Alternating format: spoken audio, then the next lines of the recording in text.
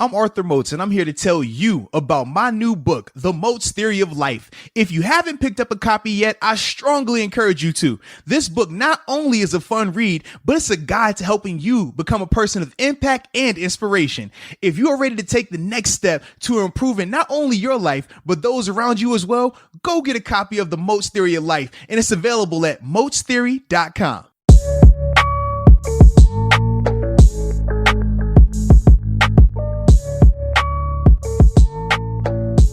What's up? It's the Arthur Moats Experience with Deke. I'm Arthur Moats, and that's my main man, Deke. What's up, dude? Man, I'm feeling good tonight, man. Big time action coming up, baby. Big time action, man. So, just enjoying the good times.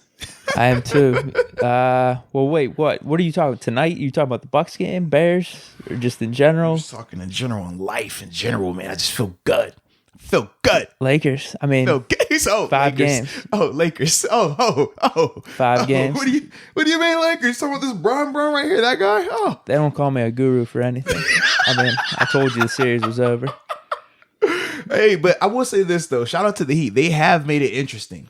Yeah, last game was even interesting. Absolutely, man. And I thought the return of Bam Adebayo looked. His impact was good. But I just thought as a whole, man, the Lakers, they're just hitting the shots they need to hit. They're making the plays, and you could just see it seems like they're having more urgency now. I felt like game 3, they didn't have that same level of urgency. Whereas now when you're seeing them out there, they're getting to all the loose balls. You saw how many times they were getting second and third chance shots. So it's just good to see that, man. But we know how it goes, man. I've been a part of a finals where I've seen a team down 3-1 and they come back and win it all. I witnessed that against the 73-9 team. So I don't want to, we're not celebrating right now. I got the jersey on because I'm keeping my energy up because it's a closeout game. No, it's over, dude. You're fine. You can start celebrating. They don't have Kyrie and LeBron. They said that with the Clippers too. And you saw how that worked out. They were up 3-1. Yeah. Said that the series before that too. We've seen 2 come from behind 3-1 series. All in this playoffs, and then we already seen one finals where you came back from 3-1 with LeBron. Like, nah, I'm not playing those games, baby. Nah, that's how you end up getting fired like Doc Rivers. We don't got time for that. Nah. He just don't have any firepower, dude. Hey, man. They made it interesting. They could the series could legit be 2-2 right now. Let's be real about it. That the last 5 minutes of game 4, yeah, that could have easily swung the other way. It wasn't as if the Lakers were just in control the whole time. For a long period of that game, man, the Heat were right there in the mix, hitting clutch shots. There were some banks that were going in. No, don't give me that, man. Man. What's the young boy, Tyler Hero? He came off it was like a little flare screen comes down the corner jumper. Like, they're legit, man. Yeah, there were some banks, though. Saying it, man. There were some banks. There were some tough shots that you're just like, this isn't sustainable. This isn't what I want. So KCP hitting a 3 and then KCP driving for a layup. It's spot up. No, not his drive to the. He had a major drive to the rim for a layup. 5 points back to back. He's still the rule guy. LeBron as your main guy, driving to the bucket, getting these fouls, going to the line. Like, that's the sustainable thing. That was the main thing. The KCP, that's just like an added thing to it. Nah, man. I think Tyler Hero is sustainable. I think, man, him hitting those shots, we've seen him hit throughout the playoffs. That's sustainable. I think the biggest thing was Jimmy Butler. Jimmy Butler he didn't have that same type of. He missed some shots. Yeah. But he still had a good game. No, it was a good game, but I don't think he was as aggressive as he was the game prior to that when he went for the 40-point triple-double. That game, he looked like, hey, I'm on a mission today. I'm scoring. I'm going to be assertive and really take the focal point of the offense. I felt like in game 4, though, he was more passive to me, man. Even though he was still executing and making good plays, it just wasn't the same. He didn't have that same look. They still in trouble. They in trouble. Like I ain't get that energy. We weren't getting the snarl from Tyler Hero. But that's what they've been saying, man. When you start doing all that showboating and faces towards LeBron, man, you know how that ends, baby. We've seen a couple of scenarios, man. I didn't think there was that much showboating from the Heat, to be honest. It was enough. I think the camera caught Hero with his little thing. I don't think he was. He should have kept it to showboating. Himself. He should have kept it to himself. And it was supposedly Butler. I don't even. What was he saying? They're in trouble. Said, yeah, they're in trouble. He walked by and was like, "Yo, they in trouble. They in trouble." Pointed over there to LeBron and AD.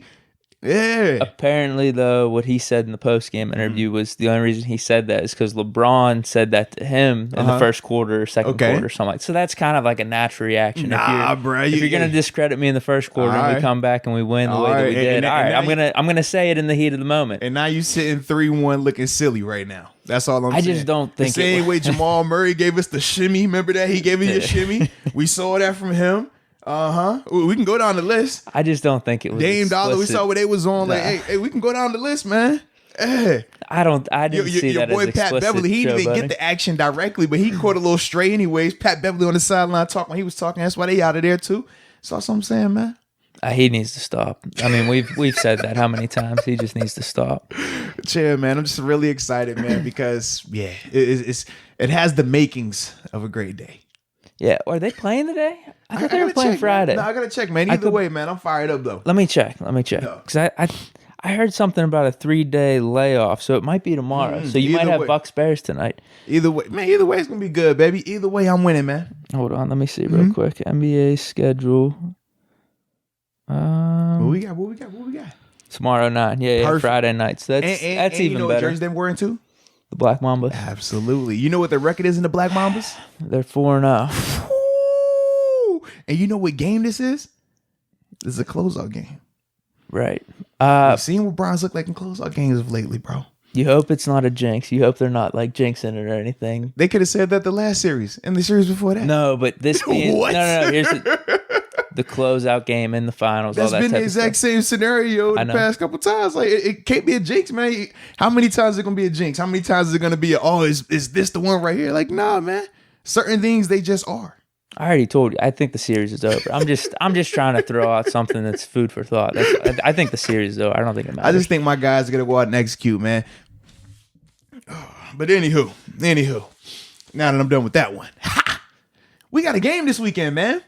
It's finally back. You know, we had the unexpected bye week last week. Had to, give us a little content filler earlier in the week, but now we're back on schedule. We're back talking big time game. Battle of two division leaders as well. I think it's what?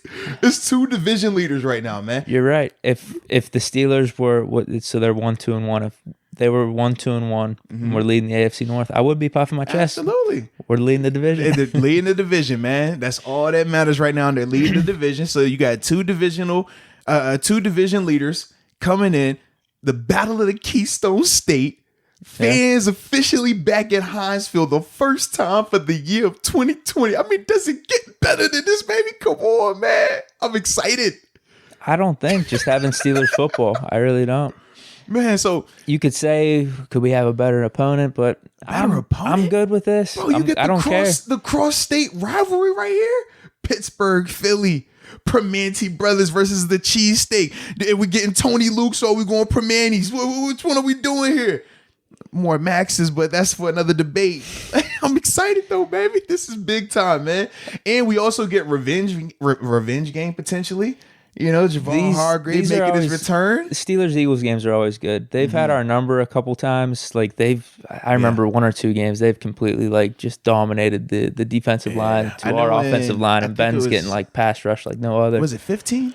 15 was last time we played out there. And they absolutely wore I think it was the year out. The year we won the Super Bowl. Actually, they dominated us too. We beat them way back Ben's rookie year with McNabb.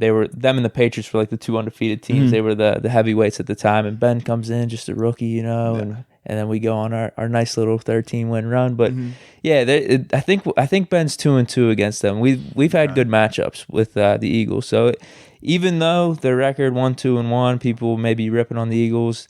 I think more or less, I think it's more due to injuries than anything. I mean, the product they're putting out there, especially like San Fran, Carson Wentz is running for his life. We'll get into this more, but they might be a sneaky team. I don't know. They might be a sneaky team. Like even though they're down a little bit, I just think it could still be a good game. That's all. I could dig that. Could be. We'll see what I really got to say about it. Well, the thing right now, I think Vegas has it still as a 7-point favorite. So that's a good spread right there, man. But let's just dive into this thing from my I just as a whole. I do think that the Eagles have suffered mightily from injuries. You hit on that a little bit. You look at their offensive line, they're missing 3 guys who started for them at some point, whether they're week 1 starters or once, I believe it was Andre Dillard got hurt, who was the starting left tackle. They moved Jason Peters, who came out of retirement, to play left guard for them because their guard got hurt. Then he moves the left tackle, he gets hurt. So they definitely have, dealt with some adversity in their front. And then obviously from the receiver standpoint, once again, still been banged up. Decimated. Look at the amount of guys they have injured, whether they're on IR, short term, long term. Either way, you still have multiple guys up there. And then defensively, outside of their front 7, their secondary once again is still dealing with injuries. 2 of your starting 4 secondary players right now have been injured at some point throughout the season, missing games and things like that. I think that's their biggest issue. But more so than anything, with this Eagles team, they're turning the ball over too much. They're leading the league in turnovers right now. They have 9 giveaways. If you have a team that is dealing with injuries, if you have a team that isn't the most talented, you can't beat yourself. That was the difference when you looked at the Steelers last year. Even though we would turn the ball over, it was like we had that streak going, at least 1 turnover a game. It was still kind of offset because we were winning the turnover battle in terms of our defense creating more turnovers. They're not being able to do either or. They're not winning the turnover battle in terms of creating them, and they're not protecting the ball. That's the biggest thing that stands out to me. I think right now Carson Wentz is trying to do a little bit too much.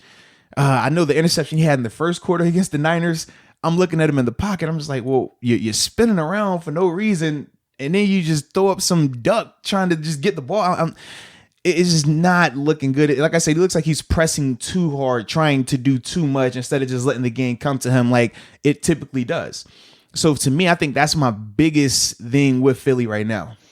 Yeah, they're completely decimated. I guess with like Wentz, what's interesting to me is it kind of goes back to the Texans with Deshaun Watson against us. He's able to move, man. He's able to extend the play and everything. So I think for us, it's going to be a similar game plan. You're just going to have to be able to wrap him up because he doesn't have the receivers. Although they're saying Deshaun Jackson and Alshon Jeffrey have been practicing in a limited form. I don't know if I'd say. Well, Deshaun, him dealing with the hamstring, I don't trust that at all, especially with a guy like him because he is a speed player. It's not like, well, Alshon is a bigger body, more possession style. With Deshaun, he's good because of how quick he is, how fast he runs.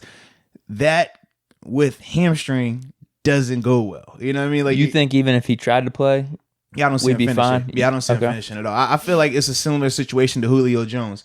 Julio was dealing with the hamstring going into this game, the week 4 game. I think he played a quarter, maybe. I don't even think he made it to the second quarter before he pulled up, and after that, it's over.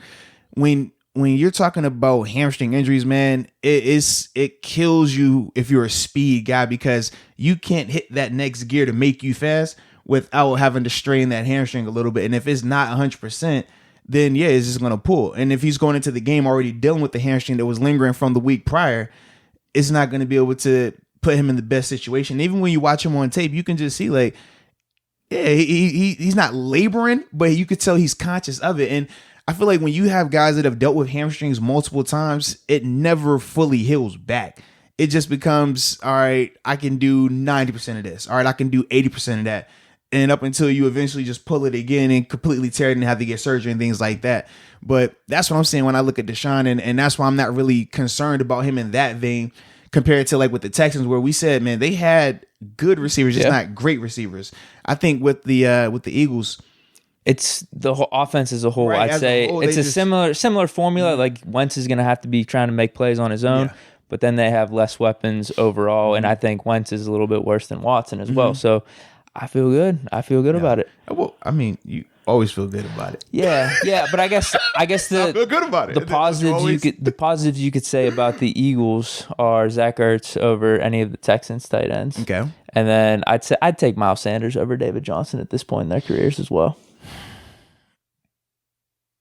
I mean, it's debatable, but I'm not against it. I just feel like right now, Miles is still more of a projection. We're saying he could get to that, but right now we've seen one good year from him, and that's pretty much what we've seen from David Johnson. He's had almost 200 yards in 2 games this year. Not 200 yards total, back-to-back 100-yard games. Total, they were in the 90s, and then last week, It was weird. Did you? You watched the game and everything. Like, Did I watch the game? Really? I know. What? I know. What? It was an empty question, just a filler. It was a filler question. Oh man! It seemed like their running game actually wasn't bad, but I don't know. It was weird when I looked back at the stat line.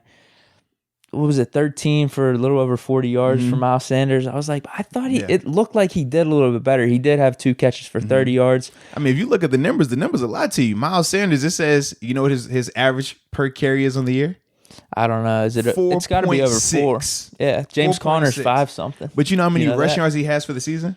I don't know. Well, he missed the first game. I'm just saying, do you know how many rushing yards he has for the season though? So it's got to be like 230, 220, something like that. To me, I'm just like, the 4.6, I feel like that's misleading personally, man. I watch it on tape. Like you said, you see some gash runs every once in a while. You'll see a little bit of the misdirection type of stuff to kind of, I mean, and it's smart what they're doing in terms of the misdirection, in terms of the counter runs, because you know their offensive line being banged up how it is, they're not winning the line of scrimmage. So if you're not going to be able to win in terms of getting that yard or 2 yards of push by the O-line, what you do is you use the D-line's aggressiveness and skills against them. So if you have an aggressive D-line you're playing against, like the Niners were last week, who dominate the line of scrimmage, well, you use that against them. So while they're flying the field, you're doing counter stuff. You're doing just mistiming or off-tempo type things just to catch them off guard. The thing is this, it's cool as a changeup, but it's not going to be enough to sustain success and have a sustainable,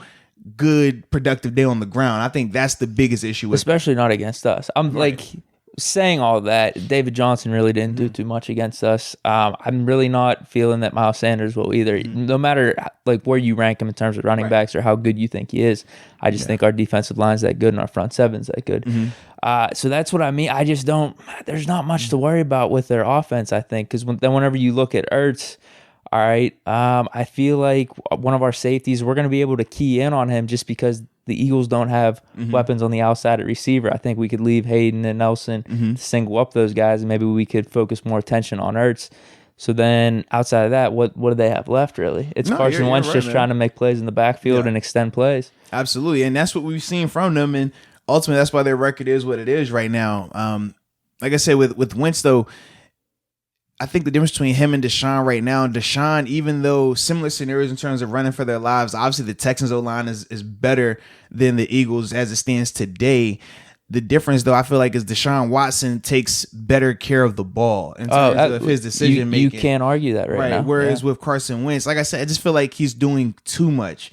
And then even on the throws that he should be making, it's still a couple of throws you're seeing where you're just like you could throw that a little bit better. That almost was picked, or man, that was a duck. What happened here? He's just playing really inconsistent right now. Hopefully it continues the inconsistency, at least for this week. You can get back on track the following week, but versus us, stay inconsistent. We don't need any of that heating up type of stuff.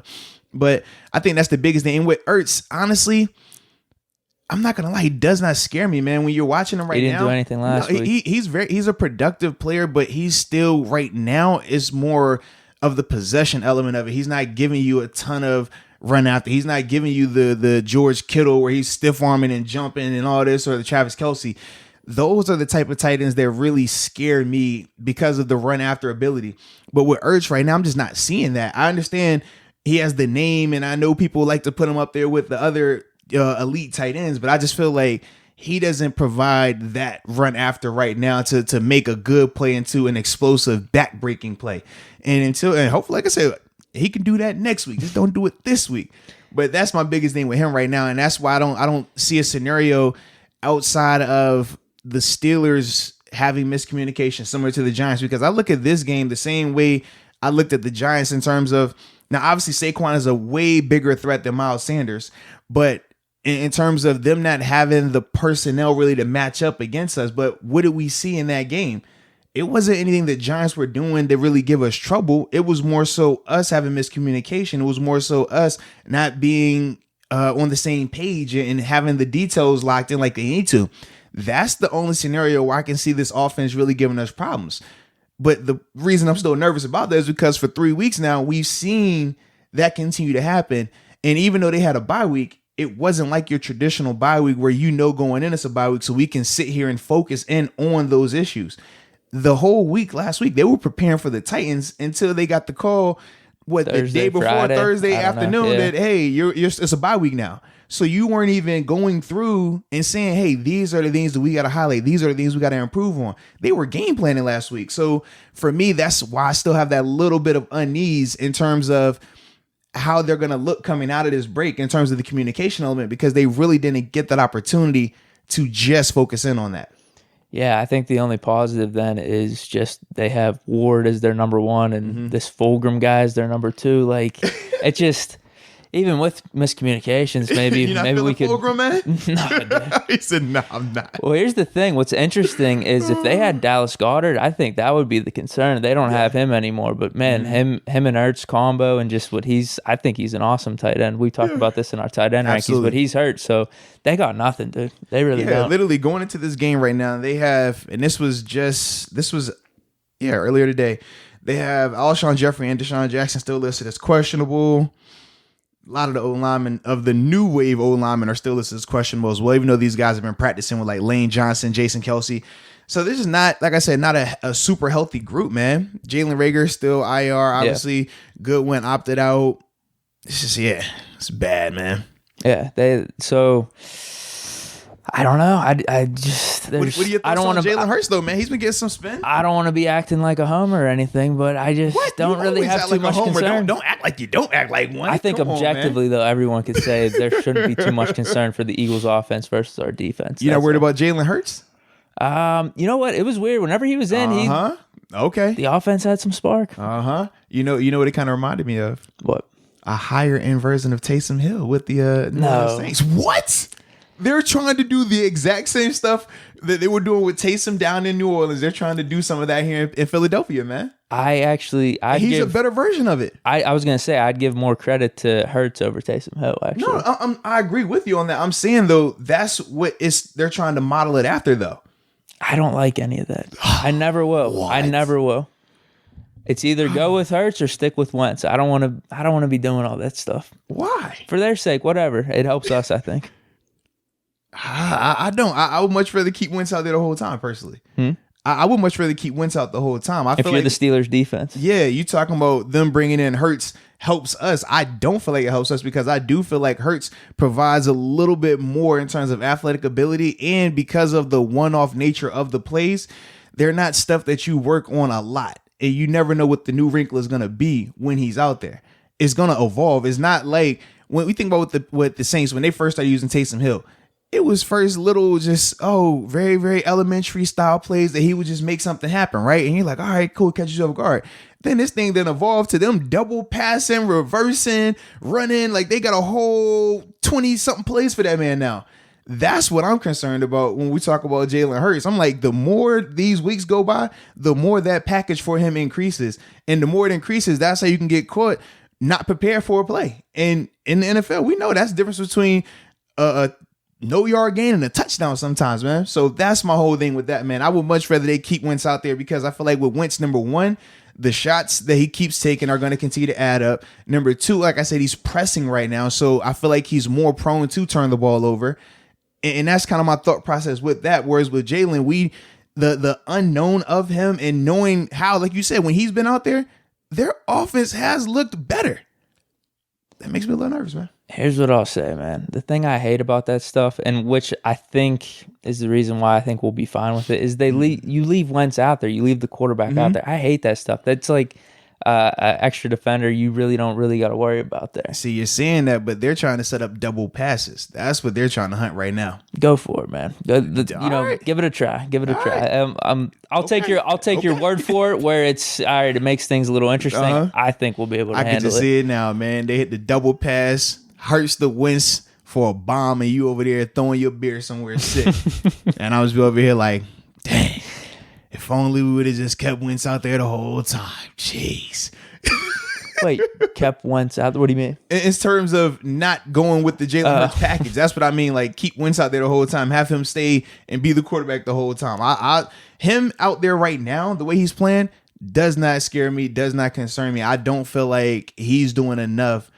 Outside of miscommunication on our end, I don't think he'll be able to do enough to catch us, to do anything to affect us. I do feel like because of Jalen Hurts and the packages that they're using him with, that can cause communication issues. That I think it'd be more interesting if they went with Hurts in the middle of the game or something for them. Nah, I think it's different, man.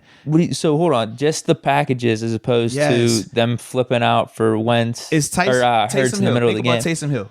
Is Taysom Hill scary to you if he's playing quarterback for 30 snaps? Here's my reasoning though. The Eagles' weapons ain't there. I'm just asking you a question. Whereas like you could do stuff like with Cam up in New England. I'm asking you a question, man. Yeah. When Taysom Hill is at quarterback, if Taysom Hill was at quarterback for the Saints for 30 plays, would you be concerned about him at all? No, but we think Hurts is a little better than him. But when Taysom Hill comes on the field, though, you have to have your antennas up, right? Because we know when he's on the field, they find ways to use him. He's been responsible for numerous touchdowns since he's been in New Orleans, since they've been using him that way. We do know that. With Hurts right now, even though we feel like he's a better quarterback than Taysom Hill, is Jalen Hurts a better quarterback than Carson Wentz? No. He's not, but like I said, with the Eagles personnel, their lack of receivers and everything. So how does putting a less quarterback out there to play quarterback full time with less weapons going to improve your offense compared to what Carson Wentz is right now? It's a little more versatile, dual threat. Carson Wentz is dual threat. What are we talking about here? Run some Patriots stuff a la Cam.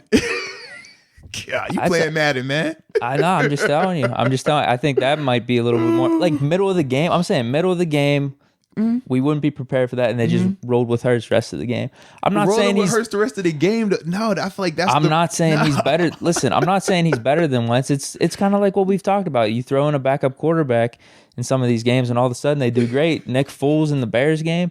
Yeah, it's just stuff happens. Just some weird stuff happens sometimes. That's all.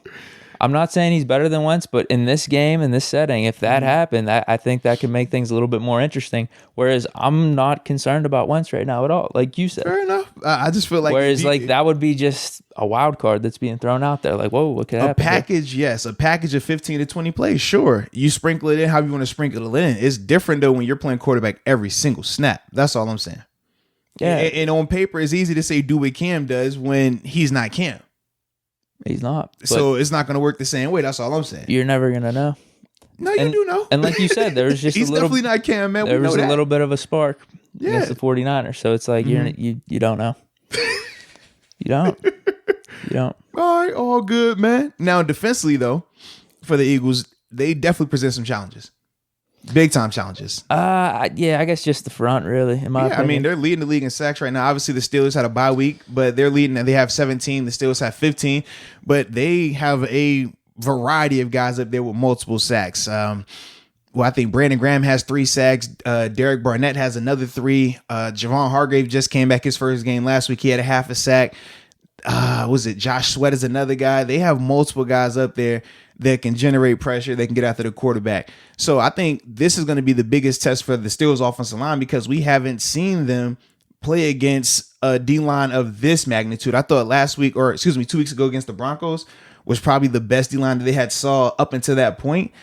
But this D-line right here is really good. And like I said, every week, man, you're seeing them win inside and outside. I don't think this is a scenario where with the Texans where you were just like, all right, we got to watch for this guy right here. Or when we were playing against the Giants, all right, watch for that guy right here. Or the Broncos, all right, it was Bradley Chubb. This situation right here, you don't have just one guy that you're going to single out. Very similar to when you're playing against the Steelers. Which guy are you going to allow to have the single, the one-on-one? I mean, pick your poison.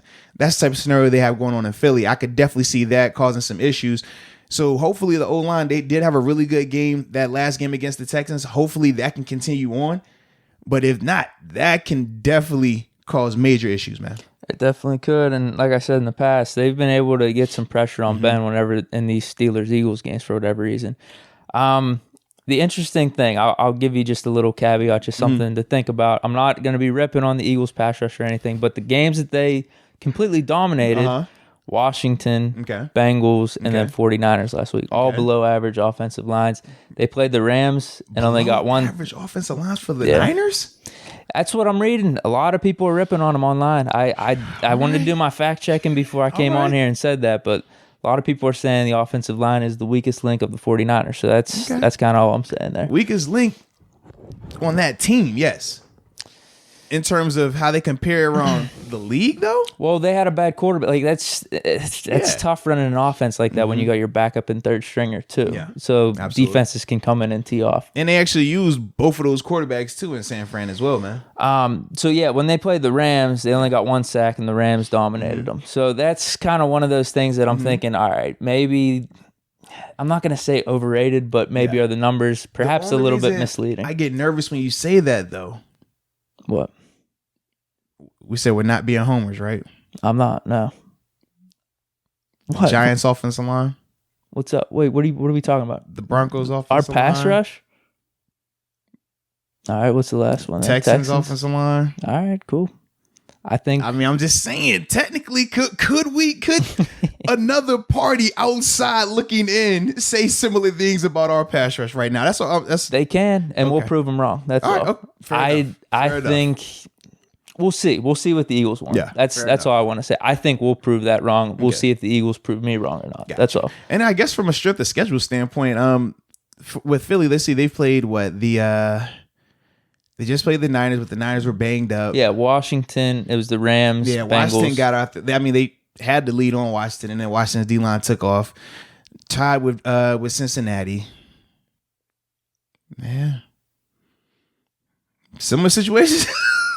We're not seeing a lot of dog teams that they didn't beat, man. Well, they're 1-2-1. Right. They're 1-2-1. But that's their strength. And that's just kind of what I wanted to throw out there is like, yeah, that is their strength. Yeah. If they dominate us, then we could have some trouble. But I'm thinking going in, maybe it'll be a little bit overblown just because of what I said with the Rams game as opposed to the other 3 games where below average offensive lines from all accounts out there. Okay. Especially, we could say the Bengals for sure. They had 8 sacks in that game. Bengals' offensive line is garbage. But I do think, though, when you talk about the Rams game, I do think the Rams style of offense and how they're playing right now with Jared Goff does play a bigger role in terms of the lack of sacks and the lack of pressure they were able to get in that game. So what would they be doing drastically different than us, though, is my question. This my thing. When we're talking about the different styles, like for the Rams right now, even though Goff is still passing well, and this has been the big misconception when people think of the Rams under McVay, they think, man, pass first always. They are predicated off of the run, and off of that, they use play action pass, which helps Goff get those gaudy numbers. It helps him get the chunk plays. That's what they've been doing even when Todd Gurley was there. That's their style of play. They want to run that ball and play action off of that.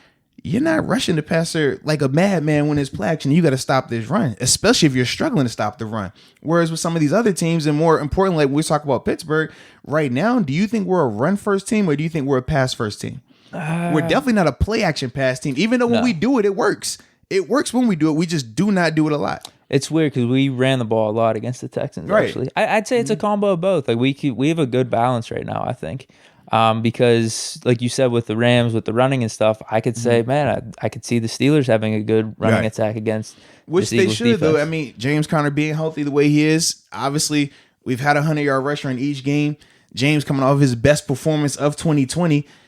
I'm banking on that, right? That has to carry over. You're assuming it does because another week of, like I said, being healthy, another week just getting more comfortable, everybody getting back up to speed. So I do think that is going to be a big advantage, man, in terms of him being able to just have that war of attrition, right? How you see him 17, 20 carries tight and just kind of wear them down. I can see a scenario like that, honestly. Yeah, and then you combine everything we've talked about with the Steelers offense and how you could mitigate some type of pass rush and just how our offensive line was playing the first couple games. I think they definitely did a lot better in the Texans game, but it just quick passes, man. And I think that's what I'm talking about with this balance. Like we can do that whenever we want. We could run the ball.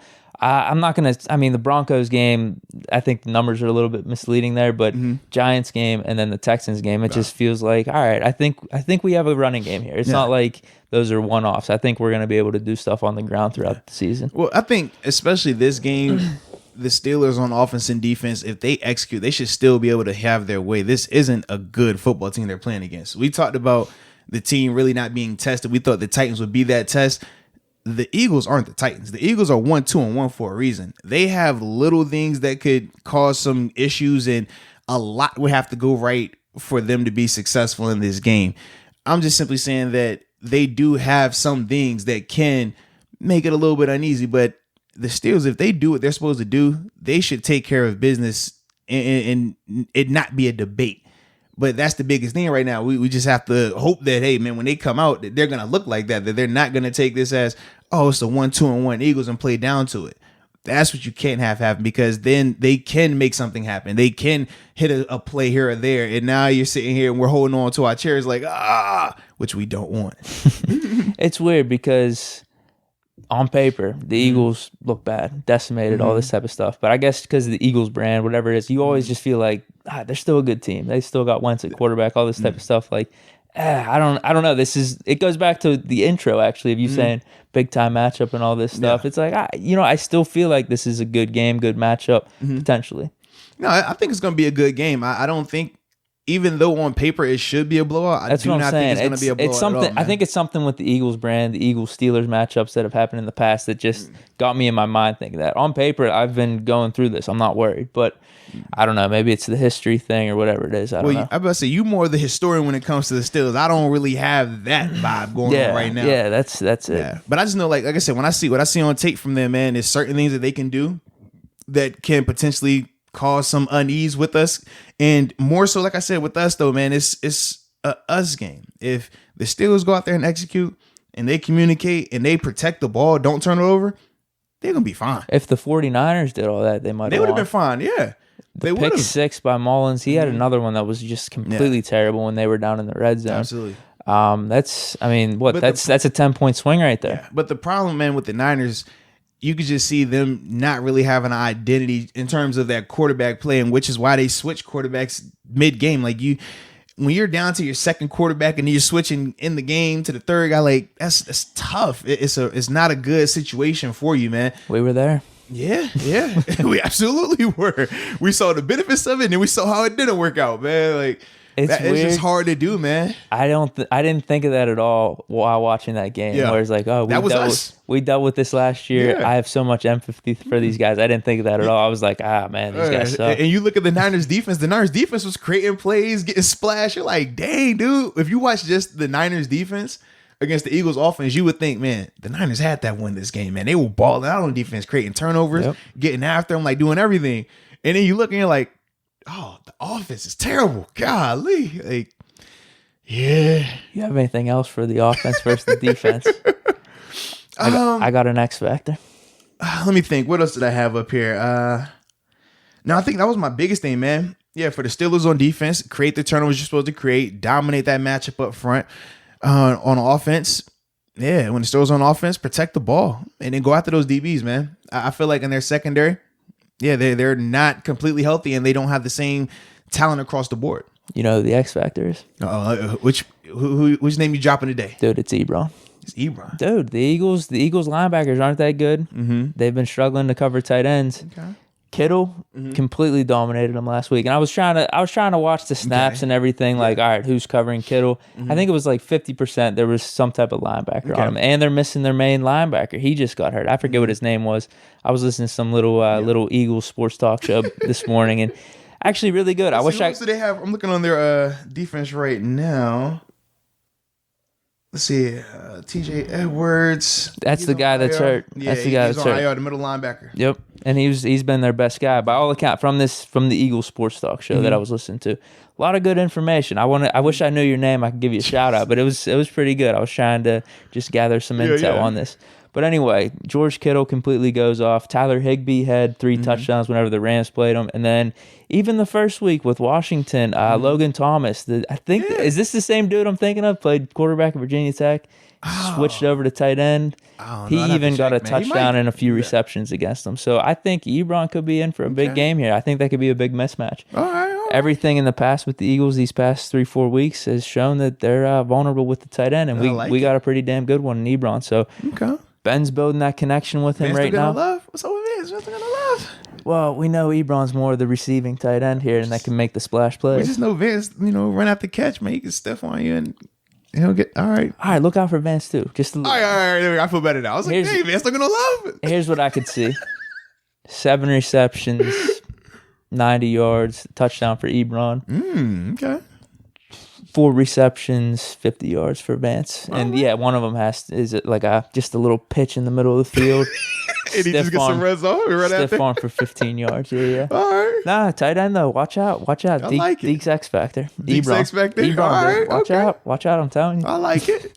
I like That's it. Yeah. So for the I guess they're Darius Slay, but Maddox is hurt. They just moved I think they moved one of their safeties, the cornerback last game. I would say Maddox is still listed as questionable, and then Rodney McLeod, he's another guy that's out there. He's listed as questionable also, man.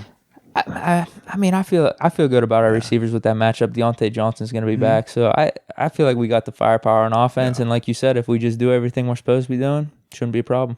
I agree, man. We're the better team on both facets. So what you got, man? Steelers 50. No, you know what it is, man. No, I gotta thought you keep. said you weren't doing that no more. I gotta keep the vibes going. What do you mean? When we talked to Tua, you was like, I'm not worried about like picking the same scores anymore. I thought. No, I am doing that. I'm not. You're not doing everything it's else. It's not superstitious or anything though. All right, cool. I got the beard still, man. I got it. I ain't even. I was like, yo, I ain't. What do you mean? Is it patchy? It's something. It's a mess, dude. I was like, yo, I don't know. It's like in between, or yeah. It's a mess. Right. This is like 4 or 5 weeks right now. Yeah. Because I think I started before. It was like maybe a few days before week 1. So this has been, between 4 or 5 weeks. I like this it. has been. So you got them 27-13, huh? Yep. Yeah. Okay, I don't even gotta say it. You know what it is. Until we lose. Until we lose. Until we lose. Beard and 27-13. Those are the consistent things right now. Okay. All right. I feel good about the game though. Like I said, there's that, like I said, that whole history thing in the background. Eagles Steelers going to be good matchup still, Yeah. but on paper, man, everything I'm looking at, all my deep dives, my intel that I'm gathering, shouldn't be an issue here. We should dominate. I like it, man. I'm trying to think from a score standpoint. Jeez. Man, I hate after the bye week.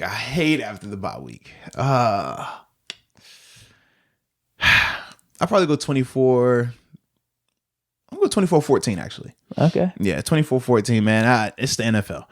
Shutouts are extremely hard, especially when you already have some inconsistencies already in place, man, and we don't know if they got that corrected or not. Yeah, I say 24-14, but the game never gets where we're nervous. We're always in control of it. We're saying bet the Steelers with the spread then. We got them both over 7. Yeah, man. Take Deke's advice on that. Don't put me in there. I don't want you calling me up if you lose money, baby. So what you think? You actually think we potentially could have like a single digit defensive effort here? Not defensive effort. I think it could be a scenario where if it was 21-17, it would not surprise me at all. If it was 20-17, it wouldn't surprise me. Like, that's what I'm saying. So you think the Eagles will get double digits? Yeah, I do. And I'm just saying, I think like when I say single digits, I'm talking about in terms of margin of victory. I can see it being, even though we are winning convincingly, it's still a single score game, 6 points. And you're chalking that up to right. NFL. It's just being That's the NFL. NFL, right? Okay. Even though I do think that if the Steelers execute and play like how they can play, they should win this by 2 scores. I just don't know if they could do it just yet because we haven't seen it. We have as much talent as we've seen on offense, as much talent as we've seen on defense. We have not seen them for 4 quarters, offense and defense put together one of those type of games just yet. For 4 quarters. Someone brought up a good point though that I kind of forgot. I think it was on my Instagram comments or something like that. But I mean, it could have been 2 scores against the Texans. Yeah, we just nailed at the end. Well, that's the thing. For you to say it could have been 2 scores with the Texans, we could also say it could have been a safety when Chase Claypool fumbled the ball going into the end zone, and then that could have been, like I said, them getting the ball back. Who knows what happens then? Yeah, So that's just self-destruction there. Yeah, but he did fumble the ball, right? But in terms of Steelers playing that game, outplaying the Texans. Did he fumble that ball, though? He did, yeah. That's all I'm saying. So I feel like even though when people always, oh, man, they would have had 30 right there. They would have just took a knee. Or, I mean, if they would have just kept going, at the same time, like, that ball was on the ground. And that ball could have easily bounced to that end zone, and it's a totally different game then, man. That's all I'm saying. Okay. But in terms of Steelers outplaying the Texans, you could say it felt like a double-digit win. If you say so, man. You said, but no, to your point, you said 4 quarters. So I would say that was more or less a second half. Yeah, it was domination. very much a second half domination. Absolutely.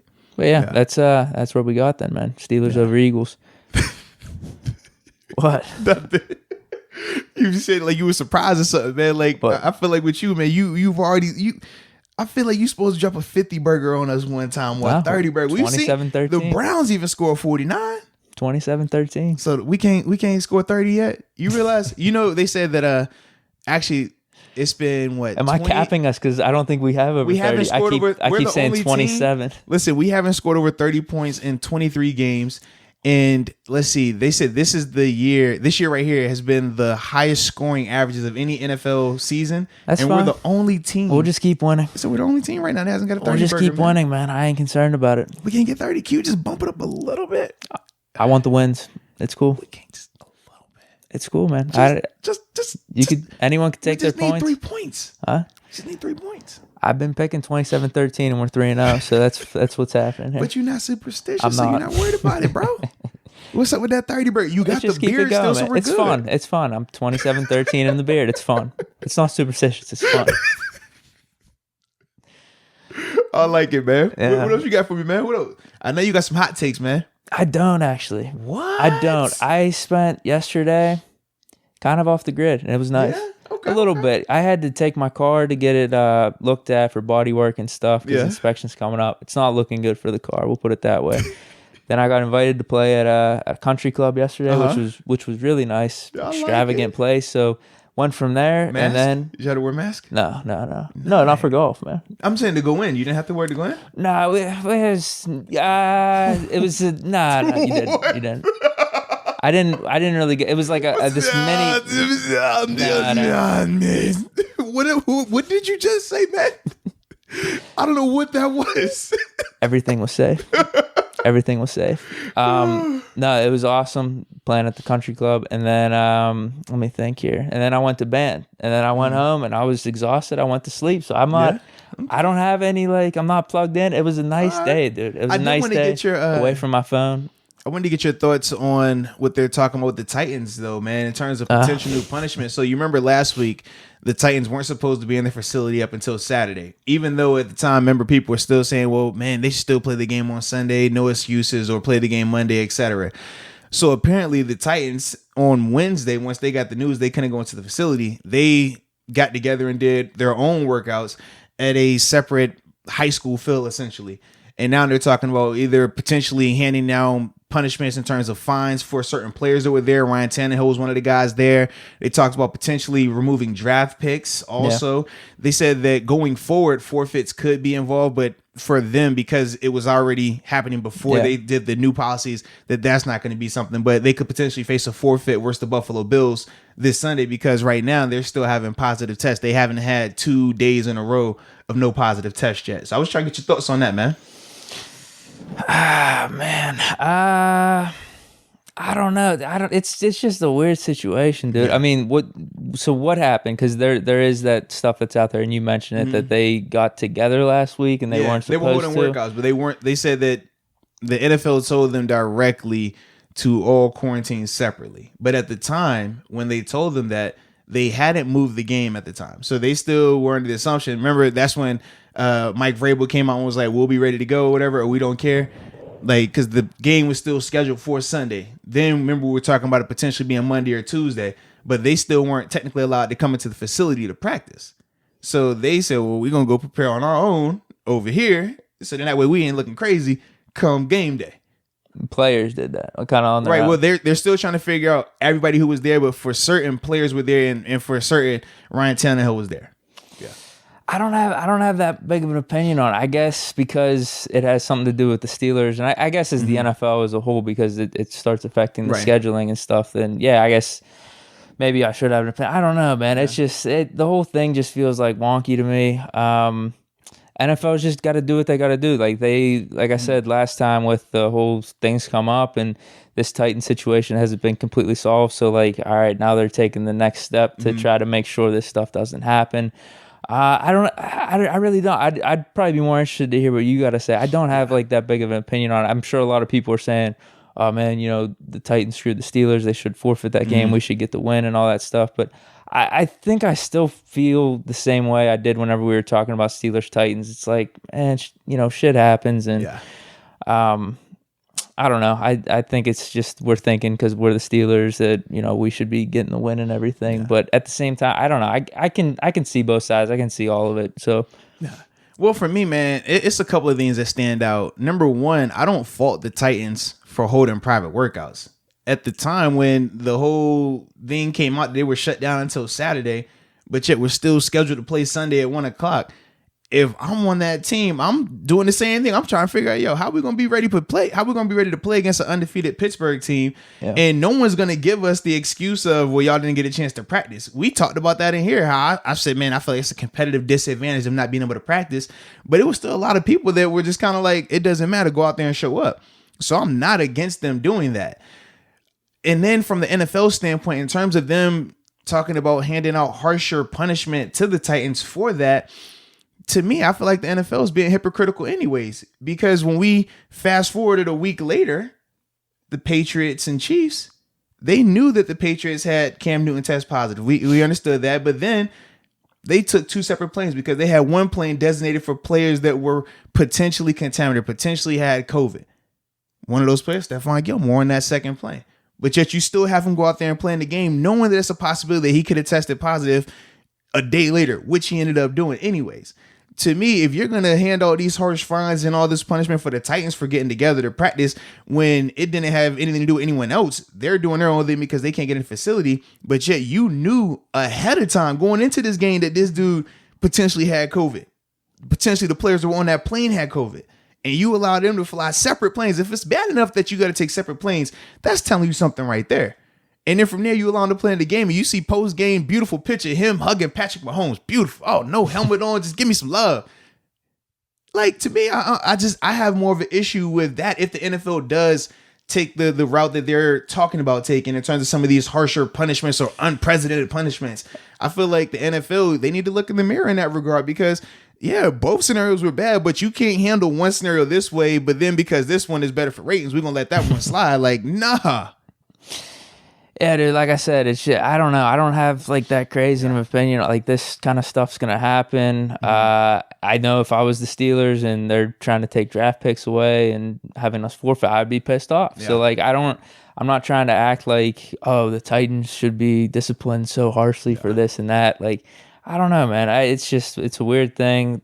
People are getting it. They're not really sick. Like, I don't know, right. The asymptomatic thing. It's just, I don't know, dude. I don't have that crazy an opinion. I just think the NFL is going to try to do everything they can to keep things moving forward. And if they think these guidelines are it, then so be it. I don't know if it's going to be it. You know what I mean? Well, I mean, they just not revising, but they like made little alterations to the policies that were already in place. They did that. I think was this would have been Monday. They put out new information to the teams, talk to the GMs, head coaches again to kind of reiterate certain things and stuff like that. But we did see a little bit of a first real outbreak scenario with the NFL. I mean, with the Raiders, they had multiple players test positive for COVID. They actually had multiple players get fined as well because of them going to an event where they were documented, where there's pictures, cameras, but they didn't have any type of mask on and things like that. So that's why a lot of those guys got fined. Derek Carr was one of them actually out there. Then we talked about the Patriots with Stephon Gilmore. You already know with Cam Newton, who they said should be back this week if he continues to test negative. He should be able to come back. Yeah, it's crazy right now. And then with the Titans, like I said, they're still having positive tests right now also. I did see that. Yeah. I don't know. Like I said, dude, it's just how it is with everyone's got to have this, this harsh take. Titans got to pay or like.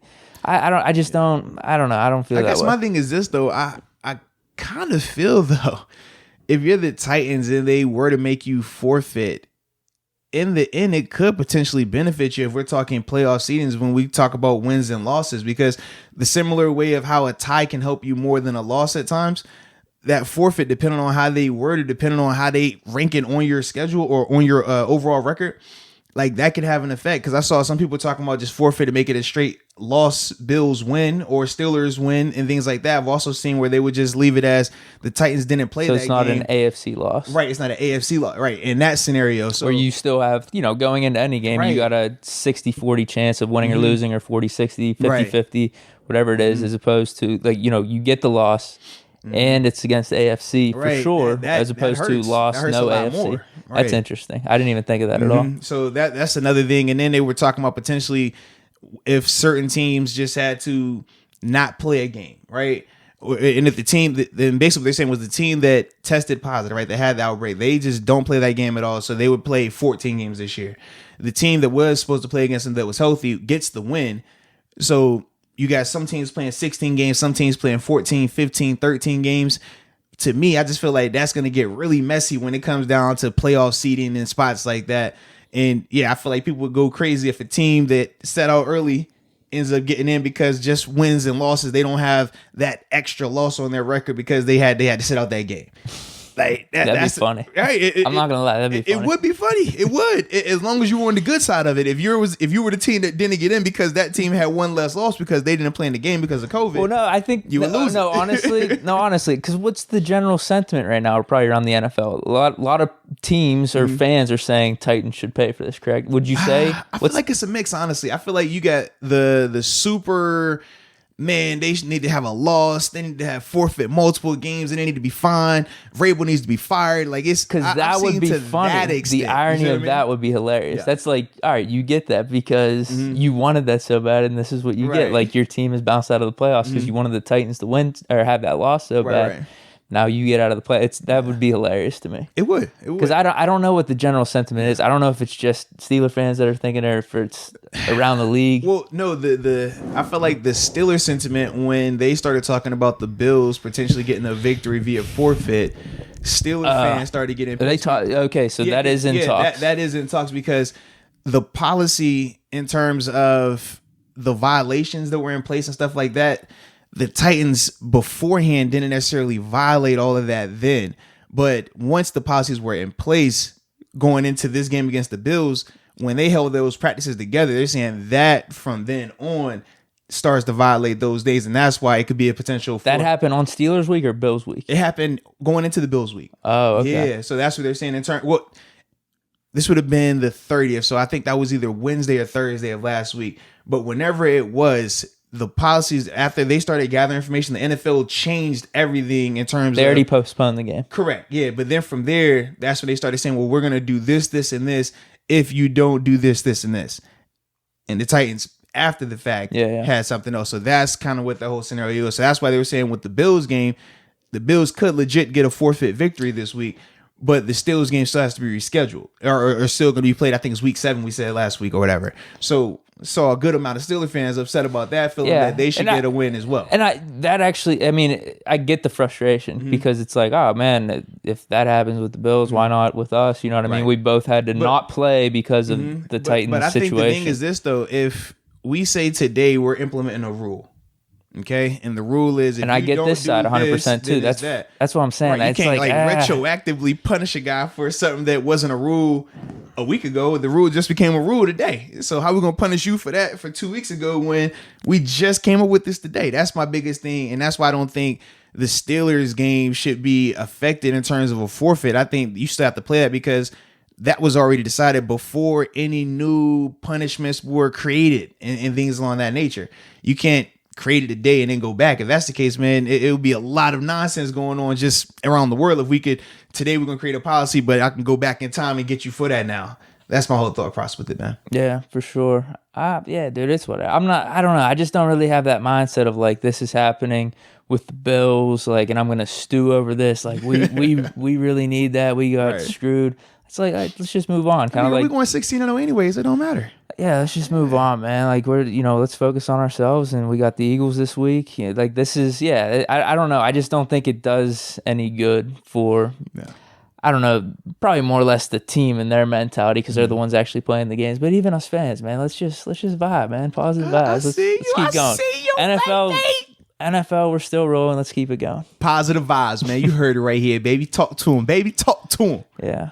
So you got anything else, man? You say no hot takes. You golfed. You good? We talked about ball. I'm telling you, it was a good day yesterday. It was a really good day. Like I was Ice Cube, then, baby. Disconnected from my phone for the most part. It was nice, man. It was really nice. Just golfing outside. Band. We probably had our best practice in a while. Sweet. Okay. All right. Doing some new songs. Little Red Hot Chili Peppers. Danny, California. It's just good, man. It's good. Things are good. It, man. Bucks Bears tonight. 2-3-1 teams. I got no take. Brady's gonna win. Yeah, that's about it. I said I got no take. Brady's gonna win. You can't help yourself, man. It's all good. It's Literally all in the good. same You sentence. can't help yourself. It's good though. It is what it is. It said it with confidence too. So if I was gonna say no, if I said I have no take, that means You I, can just leave it I alone. shouldn't like, say anything yeah, it's just afterwards. like I don't have a take on that game. All right, cool.